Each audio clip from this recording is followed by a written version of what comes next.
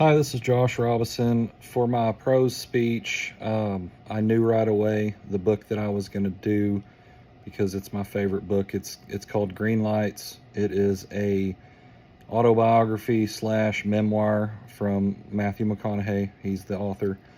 So he kept notes throughout his life in a journal. So it's really well written, really well spoken, and very detailed. So there's a lot of cursing in it, and there's a lot of crazy things happening. So the part I chose to use is where it's towards the beginning, and he's introducing the reader to his family. And in this particular paragraph or two, he's introducing you to his mother, who reminds me 99% match of my grandmother who raised me. So basically like my mother.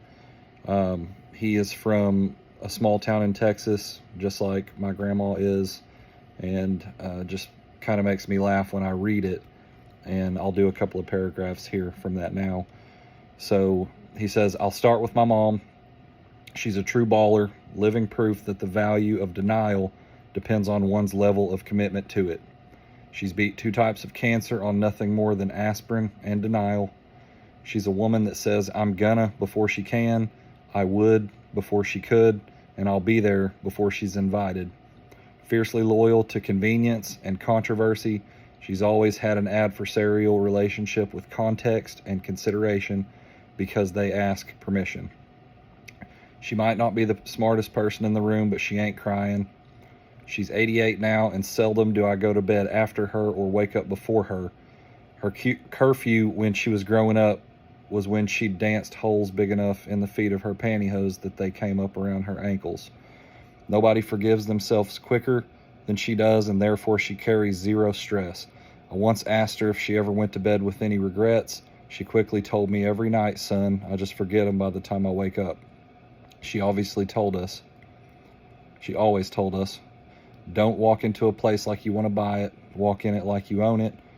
Obviously, her favorite word in the English language is yes. And then he tells a quick story. He says, in 1977, she entered me in the Little Mr. Texas contest in Bandera, Texas. I won a big trophy. My mom framed this picture and put it on the kitchen wall. Every morning when I came to breakfast, she'd gesture to it and say, look at you, winner, Little Miss Texas. Mr. Texas, 1977. Last year, I came across the picture in her scrapbook when something caught my eye. Curious, I zoomed in on the nameplate of the trophy. It said runner-up. I called the queen of relativity, my mom, and said, Mom, all my life you told me that I was Little Mr. Texas, but I was really the runner-up. And she said, no, the kid who won it, his family had a lot more money than us, and they bought him a fancy 3-piece suit for the contest. We call that cheating. You're Little Mr. Texas. So for 50 years, basically, he thought that he had won that. And I thought that was funny, and it's something that my grandma would do as well.